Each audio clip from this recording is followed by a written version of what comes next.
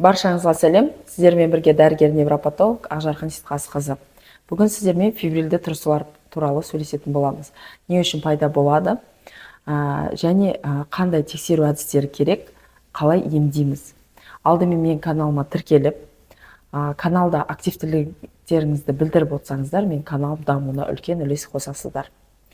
Ал енді фибрилді тырысулар туралы айтатын болсақ, фибрилді тырысулар дегеніміз ол балалардың нерв жүйесі толық жетілмегендіктен баланың ағзасы температураға, фибрильность деген температура деген мағынаны білдіреді.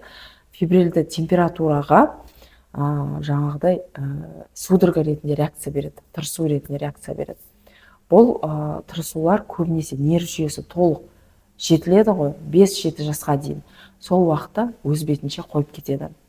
Ал егер фибрилді тырысулар сіздерде жаңағыдай злокачественное течение дейді, яғни ауыр өтетін болса, фибрилді тырыс ұстаған кезде реанимацияға бала түсіп жататын болса, немесе қандай да бір асқынулармен бірге жүретін болса, онда баланың әрине басын тексеру керек, электроэнцефалография жасау керек басын, және де МРТ-ға түсіру керек.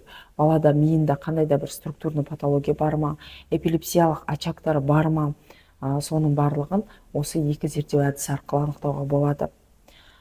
Фибрилді тырысулар егер сіздерде жиі емес, тек қана температура жоғарылаған кезде және жеңіл түрде өтетін болса, онда бұндай тырысуларға ешқандай зерттеу әдістерімен ем жүргізілмейді.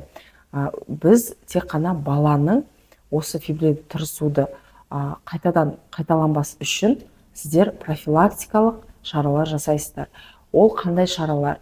Яғни сіздер бір рет баланың уже судорога ұстады ма, уже фибрильді температураға, онда сіздер уже температураны строго контрольда ұстайсыздар. Егер баланың температурасы сәл жоғарылап бастайды ма, 37-5 уже, 37, кейбір балалар даже 37-3, 37-5-ке уже реакция береді, судорога береді. Сондықтан сіздер өзіңіздің балаңыздың қандай температураға реакция беретінін біліп алдыңыздар, бір рет ұстағаннан кейін. Содан кейін барып уже температураны максимально түсіруге тырысуларыңыз керек. Яғни балаға рұқсат етілген препараттар температура түсіретін екі препарат. Біріншісі парацетамол, екіншісі ибупрофен. Сіздер температура жоғарылаған кезде, 37-тен сәл асқан кезде, или ибупрофен бересіздер, оған түспей жатса, или парацетамол бересіздер. Егер бұл препараттарды екеуін қатар берудің қажеті жоқ, или біреусін, или парацетамол, или ибупрофен екеуін біреуін ғана беру керек, өйткені эффектісі почти бір-біріне ұқсас болады. Және де бұл екі препаратты маған температураны түсіруге бер деп айтты деп, жиі 2 сағат сайын, 3 сағат сайын температура түспей жатыр деп берудің қажеті жоқ. Оның да определенный ограниченный уақытысы бар. Яғни 6 сағаттан жиі бұл препараттарды қолдануға болмайды. Яғни 6 сағатта бір ибупрофен немесе парацетамол беріп отыру керек.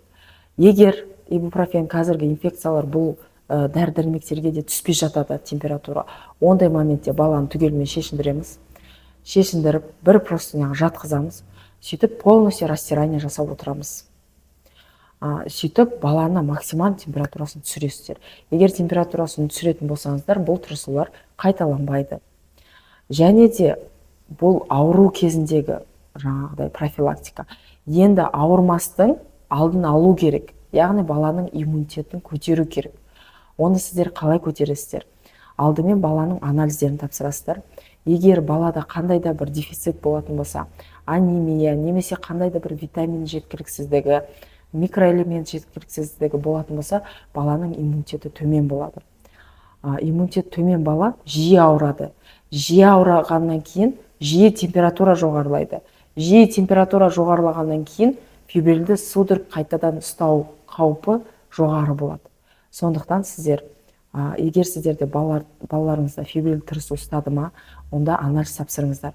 Жалпы қан анализі міндетті түрде, жалпы зәр анализі міндетті түрде, және де именно бізде анемияны білдіретін ферритин, железо, витамин B9, B12, именно анемияның белгілері білдіру үшін осыларды тапсырасыздар. Қазіргі таңда біздің Қазақстанда да басқа елдерде де көптеген зерттеу мәліметтері бойынша біздің балаларымызда да, ересек адамдарда да Д витамин тапшылық болып жатыр. Д витамин тапшылық болған кезде, ол кезде де иммунитет төмен болады. Сондықтан Д витамин деңгейін көріңіздер. Егер Д витамині төмен болатын болса, онда міндетті түрде Д витамин жоғарылататын дәрі-дәрмектер беру керек. Және де баланы шынықтыруға тырысу керек. Яғни иммунитетті қалай көтереміз деген кезде бала шынықтыру керек. Ол күн жылы кезде баланы жалаң аяқ жүргізу, күнге шығару, қатты күн емес, именно ультрафиолет аз уақытта, сағат 11-ге дейінгі уақытта және сағат 5-тен кейінгі уақытта күнге шығарсаңыздар, жаз мезгілінде жаңағыдай жақсы балаға Д витамин алуға көмектеседі. Ал егер сіздер мүмкіндігіңіз болып баланы плаванияға, шомылдыруға жаңағыдай беретін болсаңыздар, онда ол да иммунитетті жақсы көтереді. Яғни, егер сіздің балаңызда фибрильді тырысу бір рет ұстаса, ол сізге реакция. Сіз максималды түрде бірінші баланы полностью тексеруіңіз керек, қандай дефицит бар балаңыздың ағзасында. Екінші, балаңыздың иммунитетін көтеруге тырысуыңыз керек. Максимально баланы жаңағыдай иммунитет көтеру деген, мына дәріні беремін да иммунитет көтеріліп кететін деген дәрі жоқ, онда иммунитет көтеретін. Иммунитетті біз именно шынықтыру арқылы, ағзасындағы витамин, микроэлемент тапшылықтарын емдеу арқылы сіздер көтересіздер. Және де егер сіздер үйлеріңізге балаңызды білесіз, фибрильді судороги бар екен, аурушаң екен, сіз біреу вирусный инфекциямен ауырып тұратын болса, оны балаға лишний раз жақындатпауға тырысасыздар. Инфекцияның, яғни жұғуын алдын алып отырасыздар.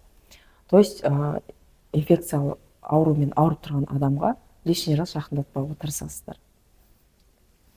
Сонымен фибрильді тырысулар негізі қорытындылай келе 90% жағдайда, 98% жағдайда фибрильді тырысулар доброкачественно өтеді.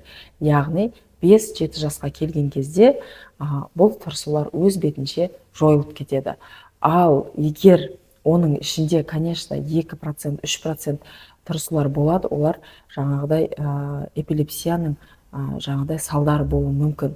Яғни ол скрытый эпилепсия болады, и именно температура жоғарылаған кезде уже өзін көрсете бастайды. Оны әрине әйге түсірген кезде и баланың уже нормальный фонда уже ұстай бастайды температурасы. Ол тырысулар әрине уже эпилепсия деп диагноз қойылып бөлек емделеді. Бірақ көп жағдайда бұл тырысулар доброкачественно. Сондықтан көп уайымдамаңыздар, балаларыңызды толығымен тексеріңіздер, және де дефициттардың бәрін алдын алып, балаңыз иммунитетін көтеріп, вирусный инфекциялардың алдын алып отырсаңыздар, барлық проблемалар шешіледі. Сондықтан, егер сіздерге осы мәлімет пайдалы болса, менің каналыма тіркеліп, комментарий басып, жақындарыңызбен бөлісіп отырсаңыздар, өте қуанышты боламын. Менімен болғандарыңыз үшін рахмет. Қош сау болыңыздар.